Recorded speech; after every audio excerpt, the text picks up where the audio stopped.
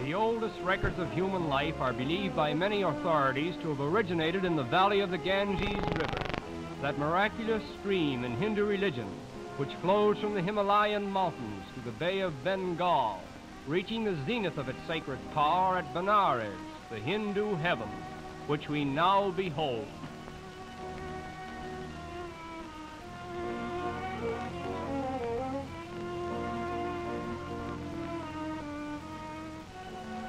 Perhaps in the whole world there is no stranger manifestation of human faith in the supernatural than that which is witnessed here on the banks of the sacred Ganges.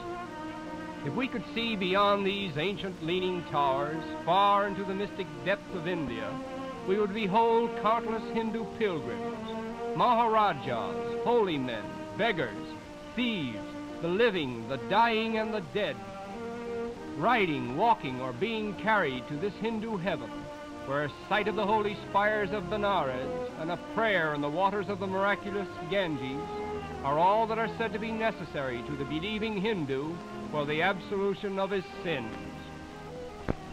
The first definite historical event known about Benares is that the ancient Aryans, from whom the white race is believed to have descended, worshipped here about 1400 years before Christ.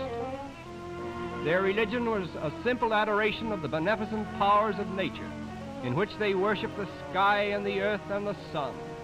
They had no idols, and the nature they so worshipped provided their only temples. Out of this simple religion of the Aryans has come the present-day sun worship which is practiced by the Hindus at Benares. With the waters of the Ganges in their hands, they salute the sun, reciting the oldest prayer known to man. Let us meditate on the glory of the divine life-giving sun. May he enlighten our minds.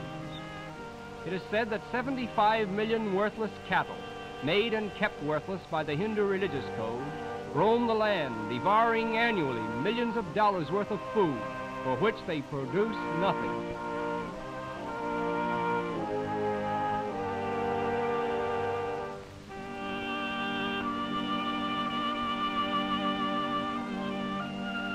To attain the desired end, these rites must be performed with absolute concentration.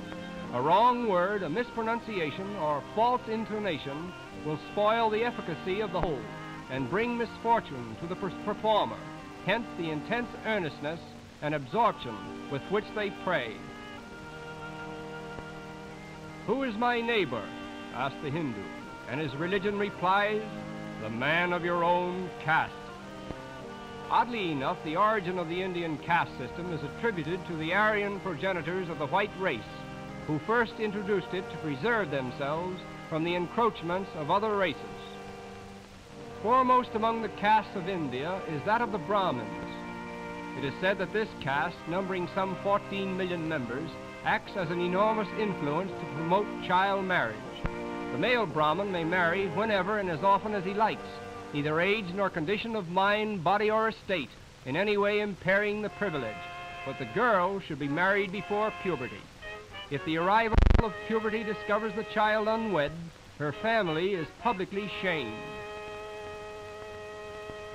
At the Durga's temple, one of the 1,500 temples in Benares, the sacred monkeys come in for their share of the dole that is lavished upon the sacred cattle and the holy men of India. Although these monkeys have no religious connection with the temple, they have been breeding here for centuries, so that the place has come to be known as the Monkey Temple.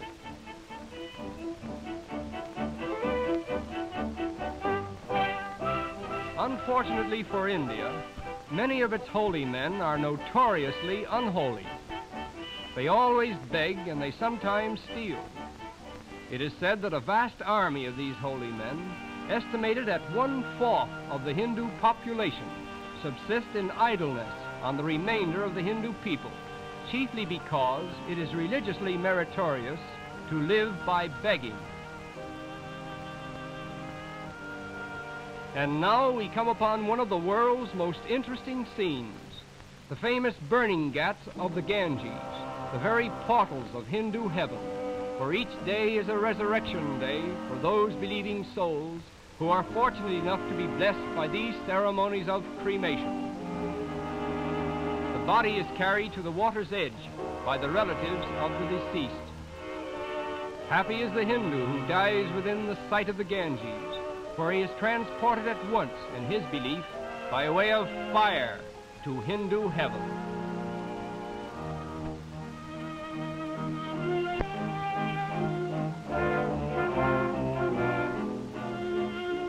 While a low-caste Hindu prepares the funeral pyre, the body is removed from the stretcher and immersed in the soul-purifying water.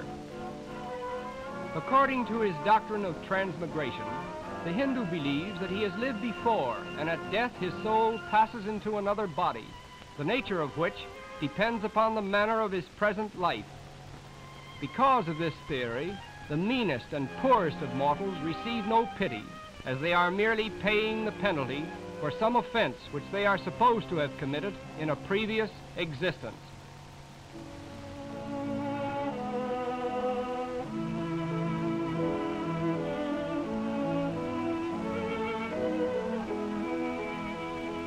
Life is common and death is common in India, for when one believes that he has many lives to live and many lives to die, one life and one death do not count for much.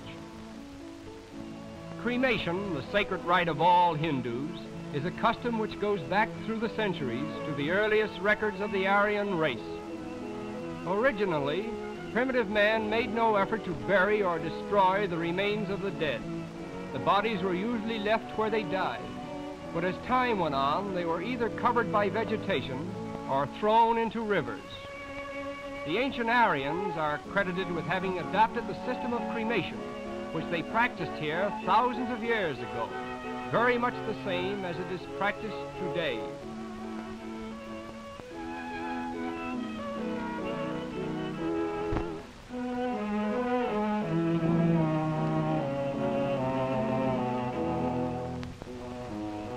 It was upon these funeral pyres that wives of deceased husbands once threw themselves to be burned alive in the abominable practice of Satyaism, which, thanks to the praiseworthy intercession of Great Britain, is no longer practiced in India.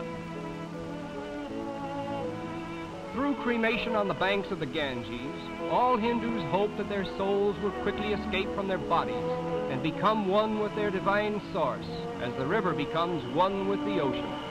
And finally, the Hindus believe that the best of all and the end of all is a dreamless, eternal sleep. In a few hours, all that was mortal is burned to ashes, and thus another human soul has finished the painful cycle of transmigration on earth and is about to re-enter in union with the Absolute.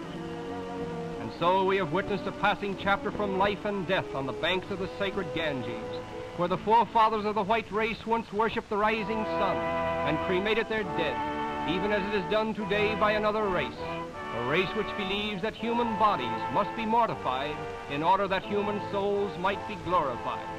And it is here that we say farewell to Benares, the Hindu heaven.